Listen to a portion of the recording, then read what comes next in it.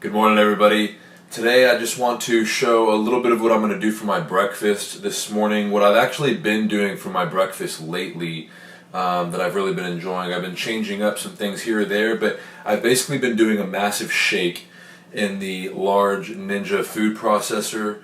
And I kind of want to just explain not only what I'm putting in my shake this morning, which kind of can change on a daily basis just depending on what I have, but also you'll kind of see the food pyramid that I really base things off of. I really base things now not only from a whole food plant-based perspective, but even more detailed than that.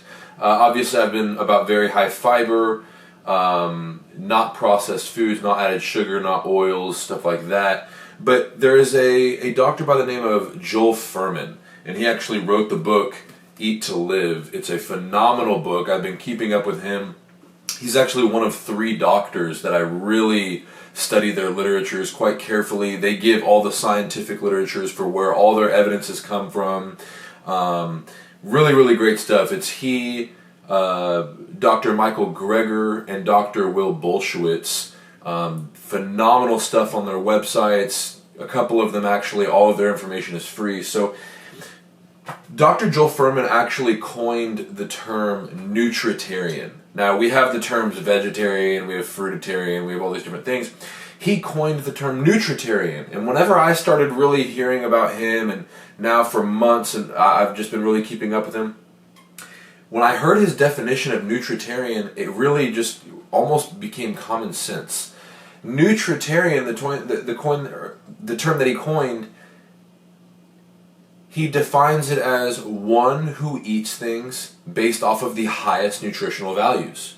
Okay, so it's not vegetarian or even using the term vegan so much, it's nutritarian. What are the most highly nutritious foods on the planet? And that's what I put in my body. And if you look at things from that perspective, yes, it just happens to be whole plant foods. But then he brings this paradigm based upon the antioxidants, the phytochemicals, the fibers of these different foods, and he shows the ranks of certain foods. And one thing that he shows is that green leafy vegetables are at the top of the list by far. And what he defines things as is health, longevity, weight loss, and sustaining weight loss is really going to be based upon a certain equation. Health equals nutrient density divided by calories. So you want to find the most nutritional dense foods that will kind of have the lowest amount of calories. So for example, green leafy vegetables have the lowest amount of calories, but when it comes to nutritional density, they are by far over every other food. Okay, every other vegetable. In fact, when it comes to nutritional density, they are actually 5 times more than, say, brown rice, or even 4 times more than, say, a sweet potato, okay? Or even more than double fresh fruits, which, by the way, everything I just listed is phenomenal. All of them are in my diet. All of them are in the diets he recommends, but I'm just giving you the understanding of how powerful green leafy vegetables are. And so whenever you're talking about trying to not only become very healthy, and according to the Nutritarian diet, losing body fat and getting in shape just as a byproduct of that lifestyle, okay? And so when it comes to eating foods, you want to really focus on 3 things when it comes to your meals. Number 1 is volume. Number 2 is nutrient density. And number 3 is calories, okay? Now, when it comes to volume, in your stomach can actually hold a certain amount of food to where whenever the walls start to actually get filled up, it'll send a signal that you're full, okay? But here's the thing, if you don't have the right nutrients, you're not going to be satisfied for very long. It's the reason why you're going to have cravings. Or if you're not filled up with, a certain amount of calories that your body does need, especially if you're very active like me. I work out 6 to 7 days a week. I do hard conditioning, athletic work, stuff like that. If you don't have the sufficient amount of calories, you're also only going to be probably satisfied for maybe an hour or maybe 2. It's not going to be very long, and you're going to find yourself eating more frequently than maybe you'd like. And so you need all three, but the things that you really want to focus on is the volume and the nutrient density, and generally the calories are just going to come as a byproduct of that. And so you're going to see this food pyramid that is really the biggest part of it. 50 to 60% of the food of all your meals really should be fresh vegetables, cooked and raw. Okay, I eat a lot of raw vegetables, but I also have some cooked vegetables. But that should be the foundation, is a abundance of fresh green leafy vegetables and other vegetables, raw and cooked. Then you want fresh fruits and legumes. Okay, fresh fruits and legumes need to be monumental when it comes to your diet. After that, it can be fresh nuts and seeds, and then there's fermented products and things like that. But as well as whole grains. Whole grains are kind of with the fresh nuts and seeds. You don't want as much of that as you want fresh fruits and legumes. So really the vegetables, fruits and legumes, nuts and seeds and whole grains, everything else. And so you just happen to have a little bit less room of everything else. So when you're basing it off of this food pyramid, it's good. And so this shake, I think, will really show the way that food pyramid works. Obviously, I'm not going to probably be putting legumes in my shake, so apart from that. But what I actually do with my shakes to really reach all three of those requirements, which is going to be the volume, the nutrient density, and the calories, is I start off and I use what I would consider like a specialty green lettuce. Specialty lettuces, in my opinion, this is kind of like my categorization of them. Specialty lettuces would be like kale, mustard greens, collard greens, Swiss chard, these types of lettuces. And this right here is going to be mustard greens. I do get organic, actually. Even sitting down with my gastroenterologist, I get to just pick his brain. We sit there and talk about fiber and some different things. He actually recommends organic for a different reason than what I recommend organic for. He says specifically because of the red dye 5. That is a pesticide, which you can go research, that they put upon foods that are not organic. But the reason I actually do is because there have been studies that have come out that you can lose up to 80 to 90% of your nutritional content in foods that are not organic versus the same foods being organic.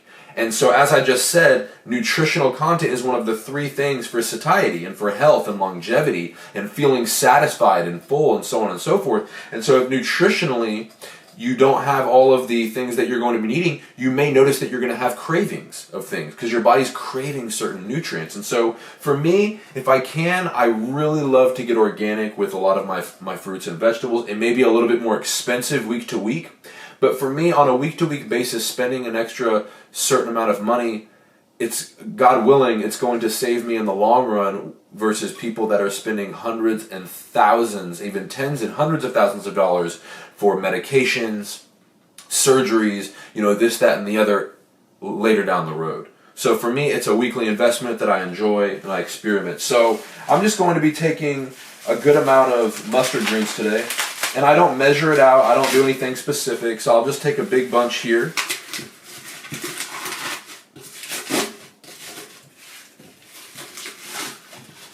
And I just kind of use it as the base for what I'm doing. I don't get a ton of it. And the reason I don't get a ton of it is because, these foods are actually a little bit more expensive. And so I try to, be smart with that to where I'm getting them in. I'm getting a good amount of them in, by the way. I mean, for that whole head, look what I just used, over half of it. But I'm not completely only using that. I'm just making sure I get those nutrients in, and so it fills up a little bit. And then the other thing that I do, because it's cheaper and it's phenomenal for you, it's another green leafy vegetable that I really love using, is an entire head of romaine lettuce.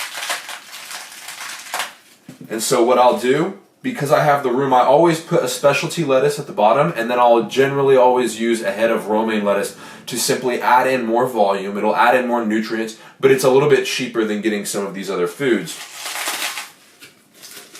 The great thing about these things too is they don't really have flavor. Lettuce, to me at least, does not have flavor, especially if it's got something else with it. If you're eating it plain, you might notice a little flavor. But when it goes into something, you don't really notice any flavor of lettuce. All you're going to notice is the shake in and of itself is very dense it can be thicker, and it's going to be more filling, which is obviously part of the goal that I just explained with the three things that you want to focus on. So notice with the food pyramid, that's kind of the foundation, is green leafy vegetables, or really any vegetables, raw and or cooked. And then the next thing that I'm going to be doing is my superfoods, my superfood powders. I do chlorella and I do spirulina. Now, I have multiple sources for where I get my superfoods from: my black maca, my spirulina, my chlorella, my cacao powder, ashwagandha, reishi mushroom. You know, I have a big amount of these things that I usually do. And the one that I generally go to all the time, just because it's convenient, I've liked his products, is a place here in Houston called Superfood Village. You can actually just call them and tell him that, tell Lou that Pastor Nick sent you. He'll mail them to you. Actually, he prefers to do that anyway. He prefers to, whenever I'm in Iowa or wherever I'm at, he'll mail them to me wherever I'm at. And if you tell him Pastor Nick sent you, he'll probably give you a little bit of a discount. And so I don't really do a strict measurement here. Just get a little tablespoon here and pour it in. And so now, what's next on the food pyramid is fruits. Generally fresh fruits. You want to not focus so much on the dried fruits. Dried fruits are fine, but when it comes to really filling up and everything else, you want to focus on the fresh fruits, because remember, Dr. Joel Fuhrman says health is nutrient density divided by calories. And fresh fruits are going to have such nutrient density, but they're actually going to have much less calories than dried fruits. So today, I'm going off of what I have. And so like I said, I kind of change it up each week, or even day to day. But I'm going to use a whole banana. And then because I have some different fruits here, I have some frozen berries, which I really prefer using frozen berries, but I have some fresh pineapple. And so I'm going to do pineapple banana. I haven't really tried this one, honestly, so this is the first time me doing this on here. And because it's fresh and I have it, I want to use it while it's fresh. And so I'll go ahead and throw some pineapple in here.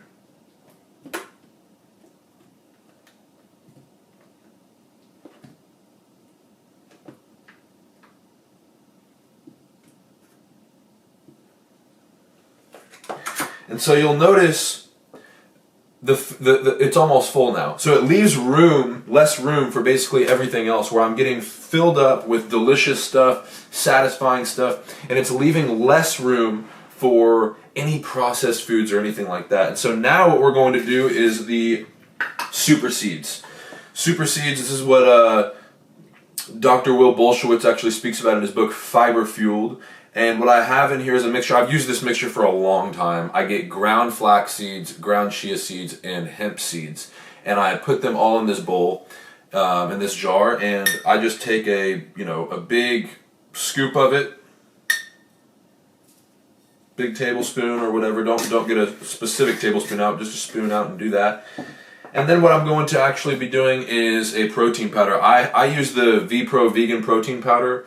I have multiple of their flavors. Their pumpkin one is incredible. This is their mochaccino one. Their chocolate one is good. Their vanilla cookies one is good. What I'm going to actually just go ahead and do today is the mochaccino. If I had the chocolate, I would use the chocolate. I just don't have it on hand. And really, one scoop is plenty. You don't need as much protein as people think at all, actually. Way less than what people think. On a daily basis, I get about 120, 130 grams of protein. I don't get a lot, okay, compared to what many people think. And one scoop is plenty for many people. Today, I'm going to be doing, God willing, a very, very intense conditioning. And so I'm actually going to go ahead and do 2 scoops. And so now you'll notice this is completely filled up. This is the large Ninja food processor. It's completely filled up, and we have this foundation. Obviously, we don't have the legumes. Legumes would go like where the fruit is on the food pyramid. But it's just kind of a good example of what a really healthy food pyramid can look like. One that really promotes not only health, feeling good, having energy, but also that's going to as a byproduct, bring body fat down. It's going to help people with type 2 diabetes, heart disease, sickness, this, that, and the other. And so now I just fill it up with water. And I go probably about halfway.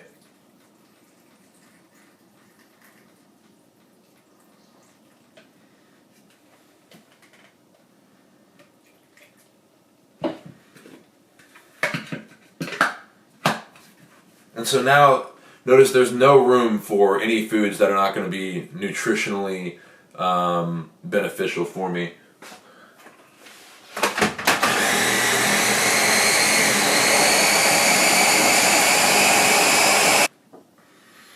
And so now I have this huge green shake. Now, although it looks green, it's because of the superfood powders that I have in there, as well as the lettuces, but the flavor is not going to be anything like that. The flavor is going to take whatever flavor I do with the protein and with the fruit as well. Delicious and satisfying. Awesome. And this shake actually has, with just focusing on that kind of paradigm and that kind of approach, I already have between 400 and 500 calories in this. So it's going to keep me full. It's going to keep me satisfied. And the great thing about whole plant foods, they actually did a study. It's actually in Darren O'Lean's Super Life book. He puts the study in the book. And there was a study done where, I don't count calories, anymore. I'm just simply doing that for people to kind of see and so that they can know if they have the questions. I don't count calories. I stopped doing all of that. What they did a study where one group had whole plant-based foods, another group had processed foods and other things, but each group had the same amount of calories, same amount of protein, carbs, and fats. Everything was the same from a macronutrient perspective. The group that actually had the whole plant-based foods digested and burned twice as much as the other group. It's not calories in, calories out when you're eating highly nutritious foods. They've also shown that people even on a vegetarian diet, not even on a whole food plant-based diet, on a vegetarian diet, their resting metabolic rate is over 11% higher than those who are not on it. So these types of things are really good. You're still getting your calories in, you're getting volume, you're getting flavor. It's very diverse and delicious. So I hope that this helps. Check it out. Have a good day.